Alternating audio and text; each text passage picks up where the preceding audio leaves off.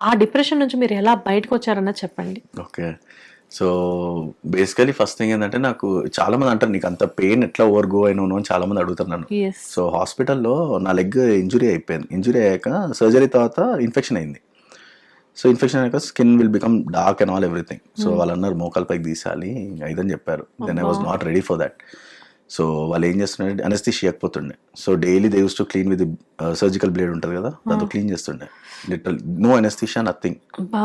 Very painful కదా! పేరెంట్స్‌ని ఉండనీయకపోతుండే, ఎవరిని ఉండనీయకపోతుండే. సో, లిటరల్లీ టీ షర్ట్ కూడా ఇట్లా మొత్తం పచ్చిగా అయిపోతుండే నాకు. డాక్టర్ అక్కడి నుంచి వస్తున్నాడంటేనే that voice used to trigger me. నా ఫేస్ చేంజ్ అయిపోతుండే. ఒక టైప్ ఆఫ్ ఫోబియాకి వెళ్ళిపోతుండే నేను. వాళ్ళు వచ్చి క్లీన్ చేస్తారు. ఇప్పుడు ఇదంతా 1 మంత్ ప్రాసెస్. లిటరల్లీ యూటెన్సిల్స్ ఉంటాయి చూడండి, అలాగ అడిగేటోళ్ళు. నరకం చూసినారు. నేను అంత పెయిన్ చూసినాక ఈరోజు నాకు దెబ్బ తగిలినా కూడా హార్డ్లీ 5 మినిట్స్. ఆ పెయిన్ ఇట్లా తగిలిందా, దెబ్బ తగిలింది, ఆ 5 మినిట్స్ పెయిన్ ఉంటుంది నాకు అంతే. నాకు అసలు పెయిన్ అనేది కూడా మైండ్లో రాదు. Hardly half an hour 5 minutes is the maximum time which I get in pain.